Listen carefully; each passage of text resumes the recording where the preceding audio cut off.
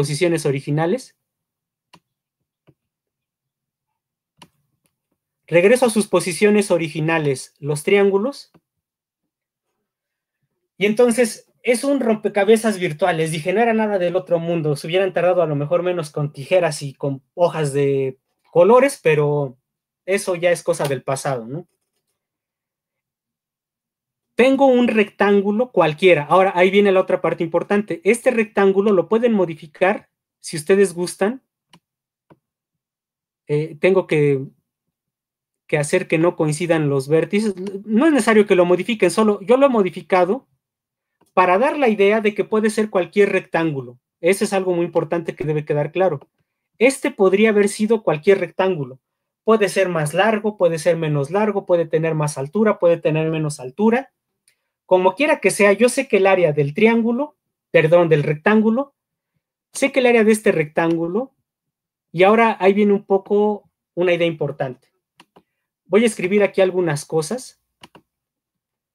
Le voy a llamar A al área del rectángulo original, del primero que se dibujó, que está formado de 3 piezas. Ahora está formado de 3 piezas, una roja, una azul y una blanca, que por cierto las 3 piezas son triángulos. Ok, la A mayúscula se refiere al área del rectángulo. Esa ya la habíamos definido como base por altura, porque elegimos usar cuadritos de unidad por lado para cubrir el área. Entonces, A se refiere al área del rectángulo original, base por altura. Eso ya no está en discusión. Pero esa área, A mayúscula, también se puede ver como la suma de otras 3 áreas por uno de los principios de las nociones comunes de Euclides. Le voy a llamar A1 al área en blanco, al área que no tiene color. Le voy a llamar A2 al área roja y le voy a llamar A3 al área azul. Entonces, el área de ese rectángulo es A1 más A2 más A3. Yo creo que hasta ahí no debería haber ninguna duda o ninguna discusión al respecto. El área de un rectángulo se definió por medio de las unidades cuadradas como base por altura y el área de este rectángulo está dividida en 3 áreas que estoy tomando como área 1, área 2 y área 3. Hasta ahí yo creo que no hay discusión o duda. Ahora, ¿qué me permite observar el puzzle? El puzzle me permite observar lo siguiente, miren, incluso el punto de la base, recuerden que también lo puedo cambiar de posición como yo quiera. Lo voy a poner ahora ahí. Lo que me permite este puzzle verificar sería una especie de justificación visual. Es que cuando yo muevo el triángulo rojo, el A2, cuando lo muevo hasta la base y luego lo roto 180 grados, ocupa esa parte, ocupa una parte del área 1, ocupa ese pedazo, no sé cuánto, pero ocupa un pedazo. Y luego, cuando el área 3, que es el área azul, cuando el triángulo lo muevo hasta la base y lo roto también 180 grados, ocupa otra parte del área 1. Pero a ver si estarán de acuerdo conmigo. Lo que estamos viendo, e insisto, yo puedo mover el punto de la base, bueno, ahorita no lo puedo mover porque está encimado, pero el punto de la base lo puedo mover a cualquier otra posición. Voy a regresar todo a la posición original. Ahí está, otra vez, digamos que el rompecabezas original. Y repito, no importa dónde esté el punto de la base, puede estar, por ejemplo, hasta acá. No importa dónde esté el punto de la base y no importa las medidas del rectángulo original. Recuerden que pueden modificar los vértices del rectángulo original y tienen uno nuevo. Siempre vamos a poder hacer esto. Trasladar y luego rotar el área roja, que es el área 2, para que ocupe un pedazo del área 1, y luego trasladar y después rotar el área azul, que es el área 3, para que ocupe el otro pedazo que faltaba del área 1. Con esto, lo que yo estoy justificando es que el área 1, perdón, aquí no había yo activado el lapicito para escribir, vamos a activarlo. Con esto lo que yo quiero justificar es que el área 1 es igual al área 2 más el área 3. Eso se ve, eso visualmente ahí está. Regreso a la posición original.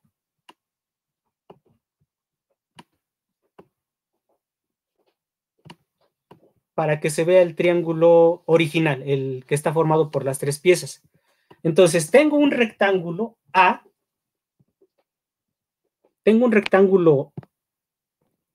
otra vez no tengo activado para escribir. Tengo un rectángulo A cuya área sé por definición, vamos a decirle así, que es base por altura. Sé que esa misma área se puede definir como la suma de estas tres. En otras palabras, yo puedo escribir, como A es igual a A, yo puedo escribir que base por altura es igual a área 1 más área 2 más área 3. ¿Estamos de acuerdo? Eso es lo que me ayuda. Bueno, eso ni siquiera el puzzle, eso es algo mucho más simple. El rectángulo original está hecho de tres piezas, entonces el área del rectángulo original, que es base por altura, es la suma de las otras tres. Ahora, el puzzle lo que me permitió ver fue esta relación, que el área 1 es la suma del área 2 con el área 3 para cualquier rectángulo. Por lo tanto, el área 2 y el área 3 yo las puedo sustituir por el área 1. Eso implica que base por altura es igual a área 1 más área 1. Pero estarán de acuerdo conmigo que área 1 más área 1, voy a mover un poco la hoja para seguir escribiendo, la muevo hacia arriba. Eso entonces, ¿qué implica? Implica que base por altura es 2 veces el área 1.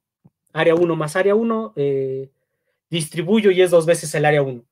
Por lo tanto, el área 1 equivaldría a 1/2 de la base por la altura. Y ya acabé.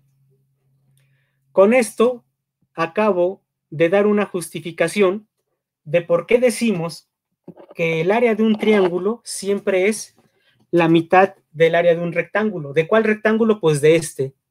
O en otras palabras, aunque no lo parezca, fíjense, si se fijan solo en el área blanca, que es el área 1, esa área no parece el área de medio rectángulo, así no lo parece, pero cuando usamos el puzzle para los fines que yo lo construí, cuando usamos el puzzle como decidimos usarlo, ahí sí se ve claramente que el área 1 es la suma del área 2 más el área 3, y por lo que definimos al principio, eso tiene que ser a fuerzas la mitad del área del rectángulo.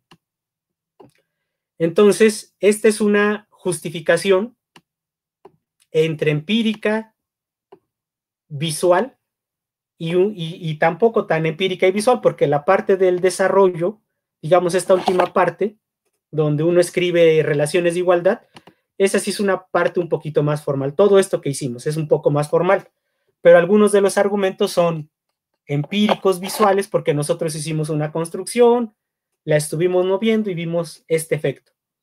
Entonces, no sé si hasta aquí hay alguna duda, espero que hayan podido construir adecuadamente el puzzle. Con este puzzle ustedes pueden justificar el conocidísimo resultado, que a nosotros nos va a ser muy útil, de que el área de un triángulo, aunque no lo parezca, sea como sea la forma de ese triángulo, fíjense, si el punto de la base estuviera ahí, es decir, si el área 3 azul realmente no existiera, ahí claramente se vería que el área 1, el área blanca, es medio rectángulo, pero cuando el área 3 no vale 0, por ejemplo, en todo este rango así, ahí no es claro que el área 1 es el área de medio rectángulo, pero ya justificamos que sí lo es. Ok, dudas hasta aquí. Regreso a la sala entonces. No, profe, todo bien. Ok. Entonces, si hasta aquí vamos bien, este resultado lo vamos a usar después. Es decir, si bien no aparece explícitamente en los elementos de Euclides, en el libro 1 sobre todo, el área de un rectángulo, de un triángulo es tal cosa, o si no aparece incluso el concepto de área, sí hay algunas proposiciones en las que Euclides define en otros términos lo que nosotros acabamos de hacer. justificar que el área de un triángulo siempre se puede ver como la mitad del área de un rectángulo. Él lo ve en otros términos que tiene que ver con lo siguiente. Voy a regresar a GeoGebra, les voy a compartir pantalla.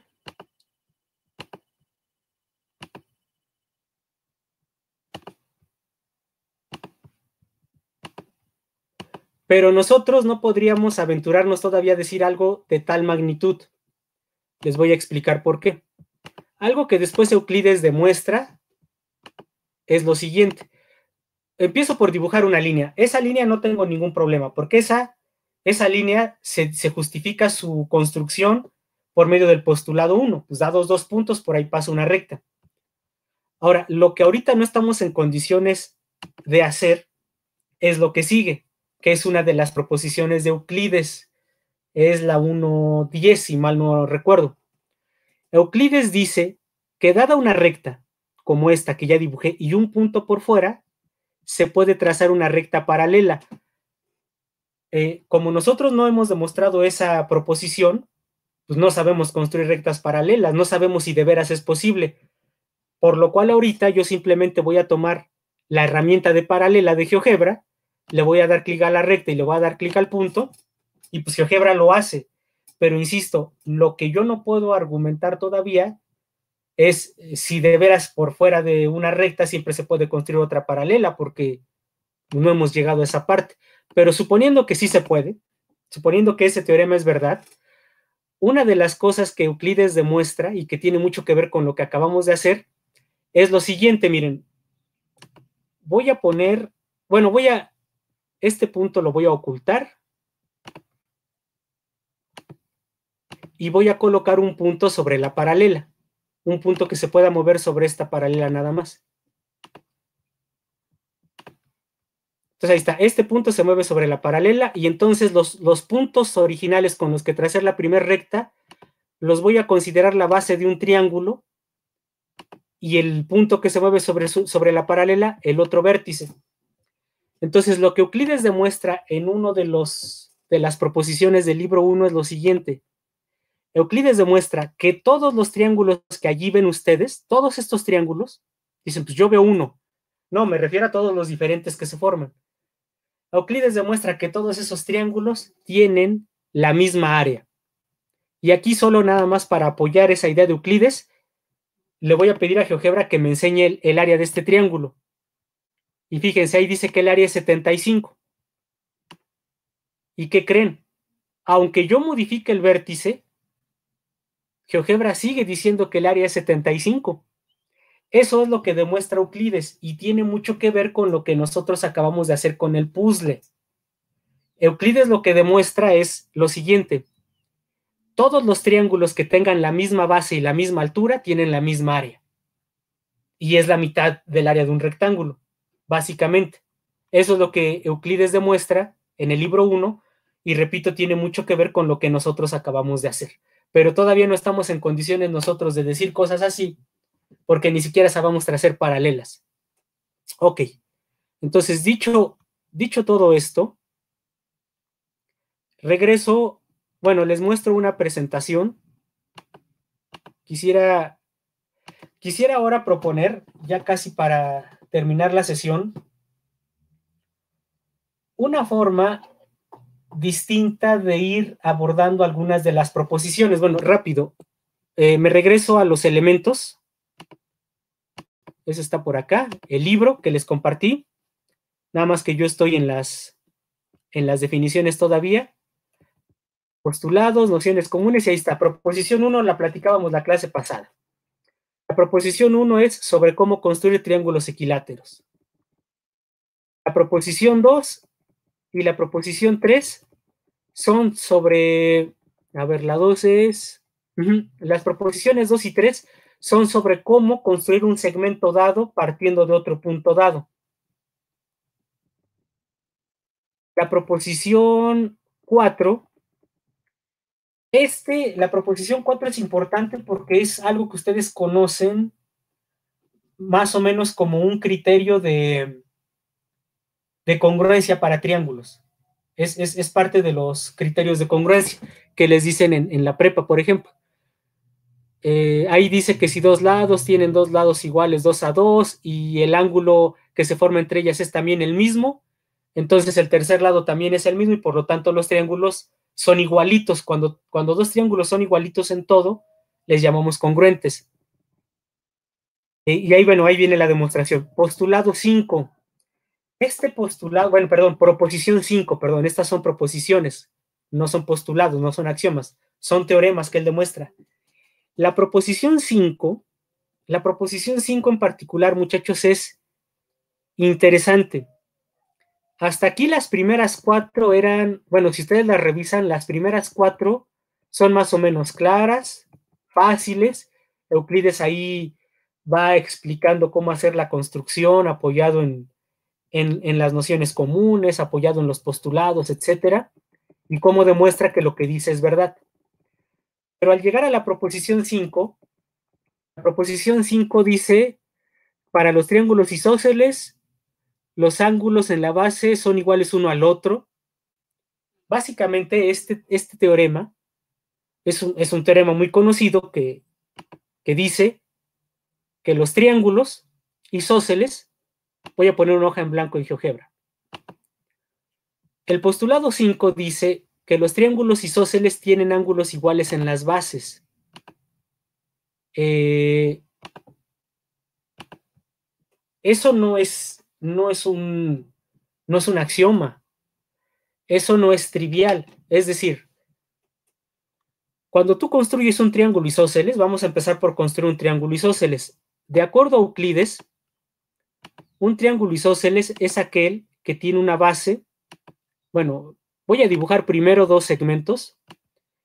Este segmento va a corresponder a la base del triángulo isósceles y dibujo otro segmento.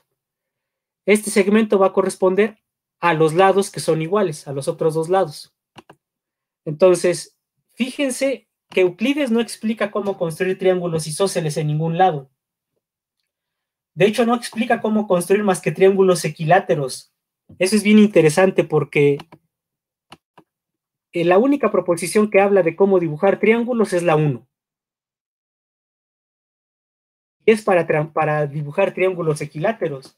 Después Euclides nunca te explica cómo dibujar un triángulo isósceles o un triángulo escaleno.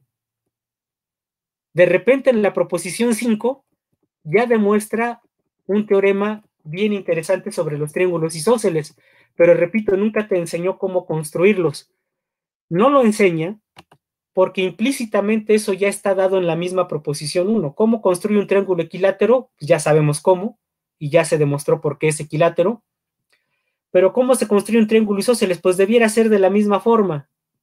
Ejemplo, tomo con mi compás la medida de la base, ¿no? La base ya me propusieron que debe ser esa medida, entonces dibujo un círculo que tenga como radio la base y dibujo uno de sus radios. Entonces, no importa la posición de este radio. Como este círculo lo dibujé tomando lo que va a medir la base, esa siempre va a ser considerada la base del triángulo. Entonces, ahí está. Esta va a ser la base. Si yo quiero que la base sea más pequeña, modifico el segmento original y ahí se va a modificar la base. Entonces, vamos a dejarlo ahí. Esa es la base del triángulo isósceles. Luego, los otros dos lados deben medir lo que mide este segmento. Entonces, igual, no hay ningún problema. Con el compás, tomo como radio esto, me apoyo en un extremo. Con el compás, tomo como radio lo mismo, me apoyo en el otro extremo. Y yo sé que esos círculos, bueno, aunque Euclides tampoco lo discute, sé que esos círculos se intersectan en un punto, marco el punto de intersección y ahí construyo el triángulo isósceles. Ahí lo construyo. ¿Por qué sé que es isósceles? Bueno, pues por lo que Euclides ya nos explicó anteriormente. A ver, primero, esta es la medida de la base. La base es diferente a los otros dos lados. Ahora, esta otra medida la tomé como radio de este círculo y de este círculo. Entonces, este es el centro de uno de esos círculos. Por lo tanto, esta distancia es este radio. Luego, para el otro círculo me apoyé aquí y este es otro de sus radios. Entonces mide lo mismo que este. Entonces, si esto es igual al radio y esto es igual al radio, por lo tanto esos dos lados son iguales y diferentes al tercero, que es la base. Ahí es que tengo la construcción de un triángulo isósceles. Entonces, repito, Euclides jamás discute cómo dibujar triángulos isósceles, pero pues porque no viene al caso. Ya te enseñó cómo dibujar triángulos equiláteros y con eso puedes dibujar también triángulos isósceles, como pueden ver. Bueno, lo importante de la proposición 5 de Euclides es que nos está diciendo que los ángulos en la base son iguales, es decir, si este es alfa, este también es alfa. Eso es lo que dice y ustedes a lo mejor ahorita se acuerdan que eso siempre lo han sabido. Ah, ¿cómo no? Claro que son iguales, eso me lo dijeron desde la secundaria. Pero resulta ser que esa proposición es en particular difícil de demostrar. Esta figura que ven aquí es la figura auxiliar. Euclides tiene que hacer un montón de trazos auxiliares. Primero dibuja el triángulo ABC, que es isósceles, es más o menos lo que yo ya hice en GeoGebra, este triángulo. Pero luego tiene que hacer un montón de trazos auxiliares, tiene que prolongar los lados, los prolonga hacia abajo, como yo lo estoy haciendo. Tiene que tomar por acá un punto arbitrario, por ejemplo ese, y ese punto con la misma medida, que es lo que estoy haciendo ahora, lo mide del otro lado para saber que la medida es la misma. Es decir, lo estoy haciendo muy rápido, por supuesto, y no es mi intención explicarles ahora, pero Euclides empieza a hacer toda una serie de trazos auxiliares que son más o menos los que aquí estoy mostrando. Eso es lo que empieza a hacer.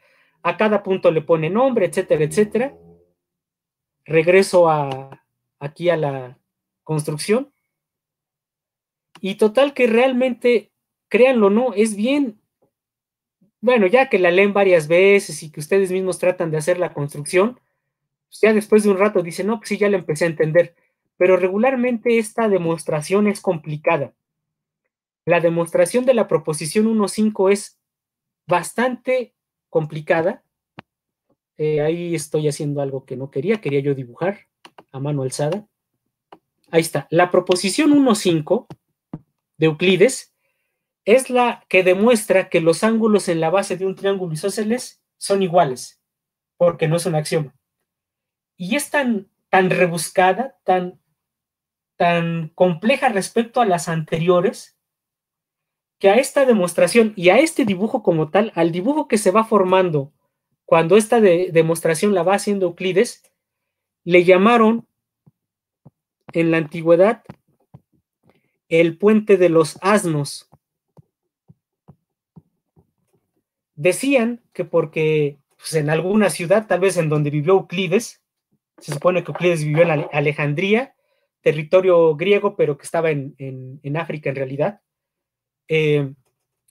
Se supone que en alguna ciudad, insisto, tal vez la ciudad natal de Euclides, había puentes de piedra por donde pasaban abajo los animales de carga, en este caso los burros, los asnos.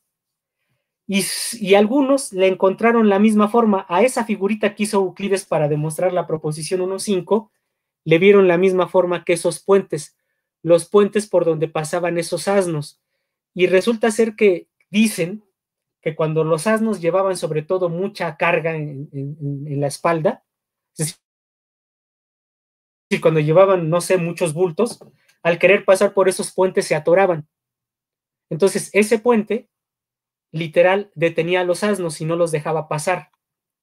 Y para muchos, aunque suene feo, no es la intención, no quiero que suene como una agresión, pero durante la antigüedad, la proposición 1.5 fue llamada el puente de los asnos porque mucha gente no la entendía. Y si no pasas de la proposición 1.5, pues obviamente no puedes seguirle con las demás y no vas a saber geometría. Entonces fue considerada esa.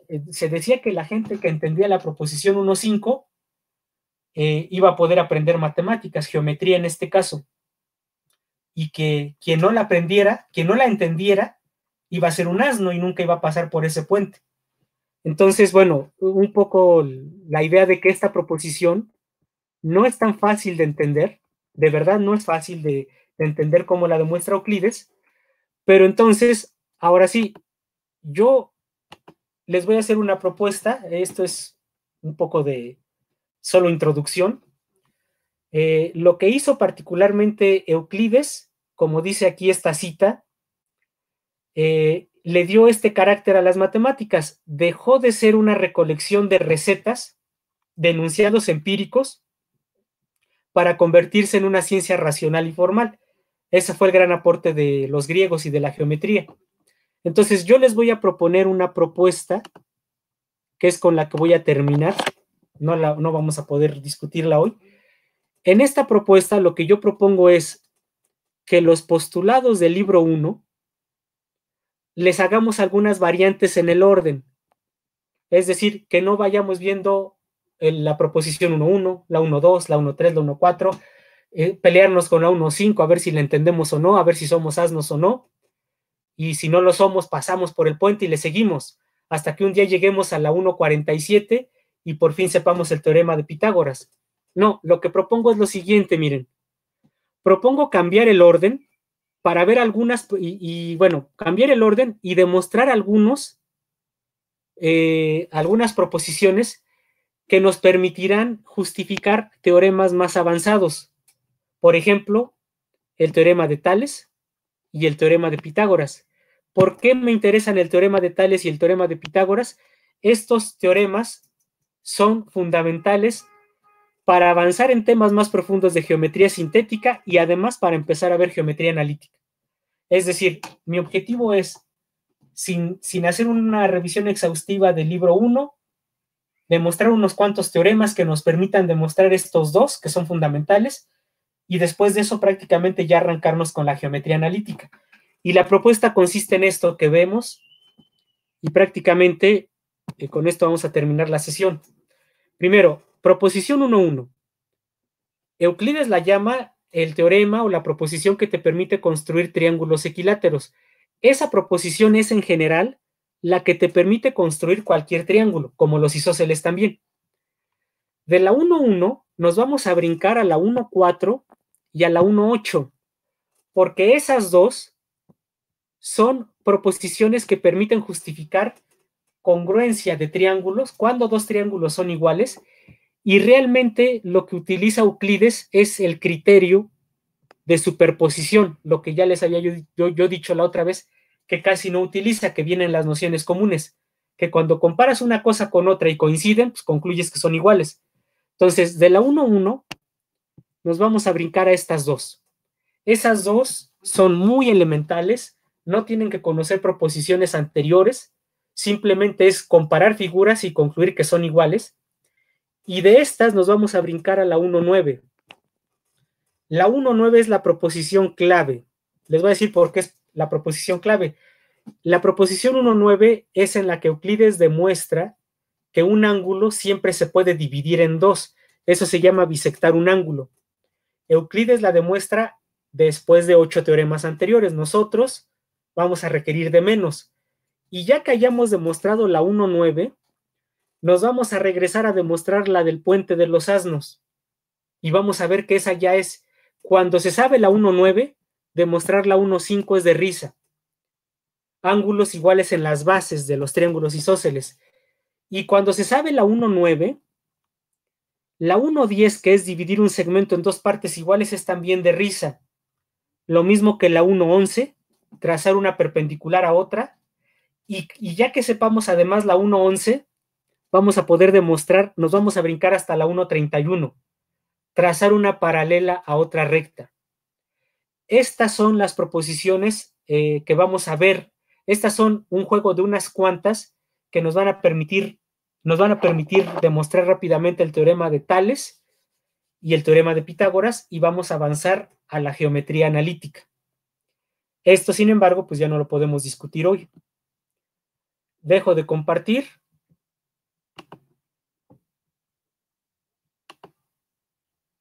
Y pregunto si hay alguna duda o comentario de todo esto. No, profe. Bueno, entonces ya quedó explicado cómo se va a trabajar la próxima sesión. La próxima sesión yo creo que va a ser el viernes. Vamos a aprovechar la sesión de 3 horas para ver con mucha calma todo esto. Si agarramos una sesión de 2 horas, como que quedan cosas interrumpidas, que no me parece lo más adecuado. Entonces, para el jueves les voy a poner ahí algún trabajo que hagan en plataforma nada más, que revisen algún material o algo.